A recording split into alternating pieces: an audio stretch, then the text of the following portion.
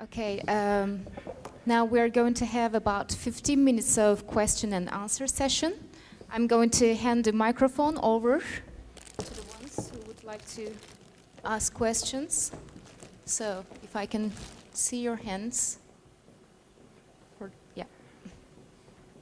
You know, I don't see you. If you can turn off this very strong, thank you, because I don't see the audience otherwise. Maybe you can turn the lights on in the room. So I think there is a man or a woman. I can't see it there. Hi. Oh, sorry. Hi, I have a question, which is about what we can do to protect ourselves from all of this. Is there anything, in your opinion, that we can eat or drink to protect our bodies from this exposure? No. No? No. Okay. No. There is no way. And, you know, then we're also entering the wrong avenue, I would say, because we are talking about the public exposure, and we should not be forced to sort of wearing an armor, not on the outside, not on the inside. If it's harmful, which it evidently is, it should just be removed. And as I say, it doesn't mean anything. Your life will not change. It will be somewhat better because you will start to talk with your girlfriend or boyfriend again, you know. Thank you. Niels Harrit, Copenhagen. I have a question which goes really to the core of the scientific situation, and that is the why. Is there any understanding in the scientific community as to why there actually is an effect on biological systems by what you most have been talking about, microwaves, but you've been through the whole range of radio frequencies from 50 hertz in the power supply to the power lines, which is 500, 600 hertz. That means we're talking about a whole range of frequencies. And I always wondered, this is actually my field, the scientific field, interaction of electromagnetic radiation with materials. So what is the mechanism of interaction? Is this purely a heat effect of the microwaves, or why does the DNA actually fragment? Has anybody made any experiments in this respect? This is an extremely important and very good question. We have wanted to do a lot of mechanistic studies, but we have not been able to get the necessary money. But others have done so, and there are pieces, quite a few actually, that points in various directions, and there are various hypotheses, and scientists are right now trying to follow them, but it's too early to formulate any form of unifying theory. And we can spend hours and hours discussing that, because there are very many papers actually regarding effects on ionic channels, frequency-dependent effects, etc., etc., etc. And maybe, for instance, that pure sinus wave 50 hertz fields maybe doesn't interact with us at all, because when studies have been done, it has been done using, for instance, power sources, power lines, etc., which are infested by, for instance, high-frequency fields. And they have not subdivided the effects, so they don't really know. And from a sort of purely radiophysics point of view, maybe we doesn't pick up these 50 hertz fields. The wavelength of them is 6,000 kilometers, you know. So you need a very special antenna to pick them up. I have a suggestion, actually, because it came to my mind when these studies came out about the cancers in kids living under the power lines. Yeah.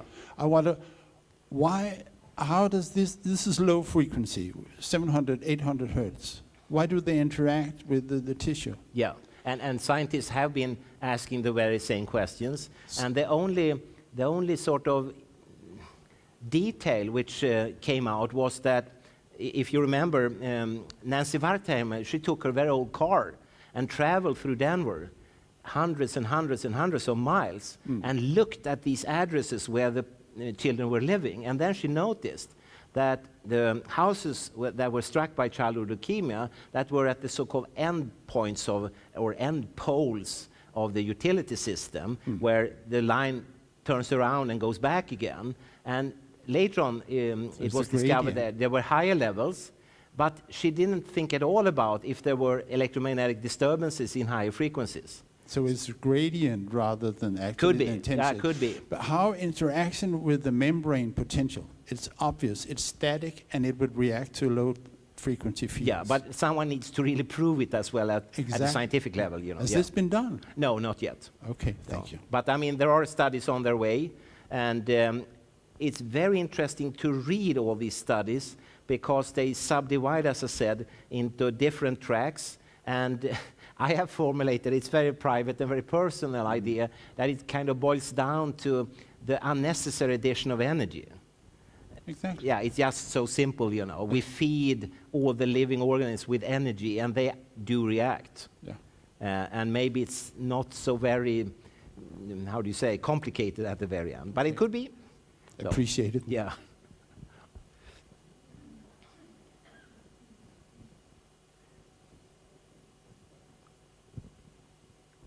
Anybody? Yeah, you should take your Yes. chance. I will never come back, as you know. So yeah, I don't have time for that, you know. I have to take one place at the other, you know. So. My name is Sten Ingwersen. So my question is, has the industry, or is the industry doing anything in order to reduce the irradiation from each mobile phone? They are, but it has officially nothing to do with health effects. They want to save battery time, so the lower emissions, the longer the time of the battery, the less often you have to recharge it. So that's what they are doing. But still, you know, we are talking about, if you think about the skyscraper that has 1 million stories high, you know, and they are taking off a few thousand of them at the top. And from your point of view, being at the natural level, you cannot even see the top. It's so far away, you know. So it's just a technical measure yet. But legally, they have protected themselves, as I said, you know. So is it possible to sort of shield the mobile phone so that the user is protected to some extent? From the actual phone, you can shield by just not using it, just not having one. That's probably the simplest, but not from the background radiation. And I remember 1998, there was I think it was a week of conference in Göteborg in Sweden. It was called Mobile Phones and Health. And then I remember I asked one of the physicists from Chalmers in Göteborg, and I said, we have listened now to the data presented at this conference from professors like Henry Lai and so on. And I said, if we take all the data, 1998, and boil down to your question, how far away from my body do I have to keep the mobile phone to be safe? And then he said like this, from the stage, and I was sitting in the audience, he said, well, you know, it's hard to give an exact figure, but if you keep it away 5 to 10 kilometers, you would be safe. And it's not a joke. I mean, you have to remember there are few radiation emitters that are so strong and could traverse kilometers and tens of kilometers and even more. So it's a very strong torch, actually. And then he said, but of course, even if you have it so far away, apart from having to have very long arms to do the numbering, you know, you cannot escape the base station radiation. And that one in its own is still biblical. We are talking about these massive increases, you know.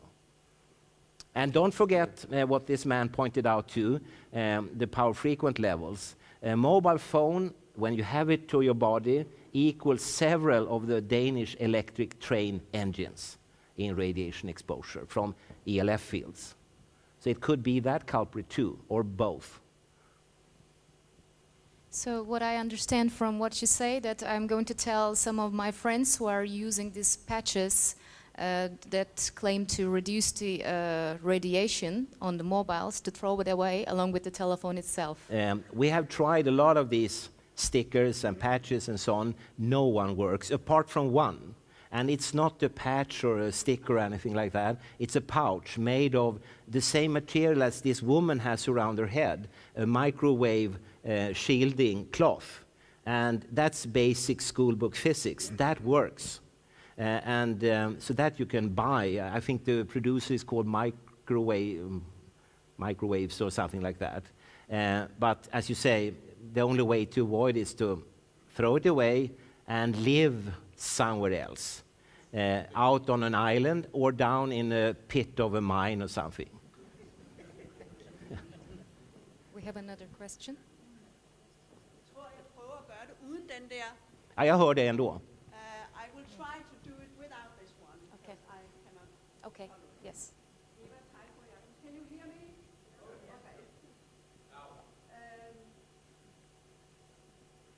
I will ask the why. You asked the why. Why do they get more gadgets, more and more and more, and why doesn't the ministers listen? And my question to you is, have you considered that they themselves, we all, are addicted, physically addicted to microwaves? Yeah. That was Just because when we put a mobile phone to our brain, our neurotransmitters are, what do you say? yeah, they are altered. Yeah, affected, yes. And all these neurotransmitters can produce addiction. Yeah. You are so very right in this, and that was shown again by the foremost expert in the world, which you really should invite, and that's Henry Lai, of course, from University of Washington in Seattle, the United States. And already in the 1980s, I think it was, he showed exactly what you say, that the transmitter molecules of the central nervous system, including the brain, are altered, and it's exactly those that are altered in phenomena of other types of addiction. Morphine addiction, for instance, or drug addiction in general, alcohol addiction. And people are, of course, very much addicted to these equipments. And that's, I mean, we are leaving, in a way, what I talked about and entering a new area. And it's fascinating to see this. You know, I'm a man, for instance. And when I don't have a car, I've never had that. So I go in the public transportation, in buses and undergrounds.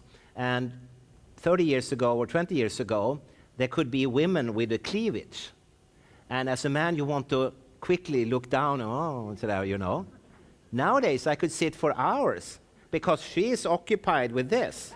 I could take snapshots, close-ups, whatever. You know, I could undress and show myself. She won't even notice this, you know. So it's another ballpark. And of course, that means that the fascination is lost. So I read instead. This is telling us something. And the addiction is very, very obvious. And people, I don't remember the figures, but they are crazy. You know, people will look at their iPhones hundreds of times a day, checking, no, nothing has happened, checking again, and so on. And of course, that reflects. And you will not like me saying this, but most modern people in most modern countries do not have a meaningful life any longer. Their work tasks and so on are completely meaningless. And few are farmers, hunters, diggers, craftsmen, and so on, you know. Most people are doing completely meaningless things, and they are looking for meaning in their life. And that's what they, for a neurobiologist, that's me, that's what they're doing. And so a gigantic crisis would be good. In Sweden, at our public television, there is a Danish program everyone loves, and it's about a Danish young farmer who uses old-fashioned tools. And people are just glued to it. They talk about it, and as a neuroscientist, I think, oh yeah, they are showing something that you don't see any longer, a meaningful life. Struggling for survival. That's what it's all about, you know. But we don't do that any longer. So we play games. You know, when I took the aircraft, there was a man and a woman. And I tried to be polite, saying that, oh, you are going to Copenhagen, how nice. What? They were playing games, both of them, you know. So, But what you're talking about now, that's the psychological. yeah, yeah. But it's a physical addiction as well. My question is there also a physical? Yes. In rats, you know, we are not allowed to decapitate human beings and take out their brains. And maybe we will be surprised if there are no brain there. But we are allowed to check rats, for instance, and physical addiction is there, and it was shown very early. Which, of course, again, I mean, for the modern type Joseph Goebbels minds is extremely nice. You have a gadget that makes people addicted, so you can control them. And I'm not talking about the New World Order or anything like that. I'm talking about just making them consume the right things, namely the things that are on the shelf. You know, we used to go to a shop asking for things I wanted to have. Do you have eggs? Yes or no? Nowadays you go to a shop, oh, they have this and that and so on. It's pre-decided what you should wear, eat, and so on, you know. Someone has decided for you, but not for this Danish farmer. I love him, you know, he's a great guy. What a man, you know. But I'm a little bit surprised that his wife takes it, you know, because sometimes it's very primitive. So. Okay, we get another question for you over here. Hello, sir. I'm B. Hope, and thank you for a brilliant presentation. Oh, thank you so much. Very, very humorous, too. So I have two things I want to ask you. First, are you familiar with a guy called Barry Trower? Yes. Because I wanted to hear a guy who knows more about this than I do, if he is credible, and what do you think about him? Just short. I always have the stance that every human being is credible, but that doesn't mean that what they say I could support, and many of the things he claims I cannot find any support for in the scientific domain. But he's certainly a credible man when it goes to taking a pint or something like that, you know. So. Okay, thank you. Very informative. And my second one was, what do you think, what is your personal opinion about being a very informed man? How can the majority of people in not only Denmark and Sweden, just most of the Western countries probably, be unaware / ignorant of the fact that all these masks and everything is so toxic for us? How can we not know that? That's a very interesting comment of yours, because at least in Sweden, media has done a fantastic job. Newspapers, tabloids, radio, television has covered this in extenso, as you say in Latin. They have done so much, so no one can claim not to have been informed. But of course, the recipients, the consumers of media, they pick what they want to see and read what they want to know and so on. And you know, when I'm out traveling, for instance, in Sweden, I always try people by being naive. I don't say who I am. I just ask questions like, have you thought about these mobile phones and all this radiation? And the most common answer is, no. What's about it? Once in a while, people go, yeah, I read something about it. Recently, there was a man from the telecom industry who called me. And he said that, well, you have to at least admit that it's a good idea to use hands-free so you get the phone away from your head.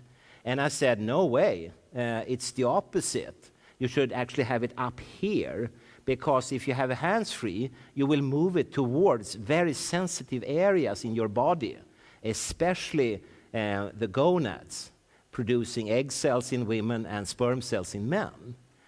So that's contradictory to what I would recommend. And then he said, gee, now you beat me again, you know. So he was very concerned, but he thought that the solution was to just remove it and hold it in your hand, which it's not. Well, unfortunately, our time is over. So this is going to be all the questions that we're going to take for today. But I would like to thank you on behalf of everyone here for the information and the spirit you brought to the conference. Thank you.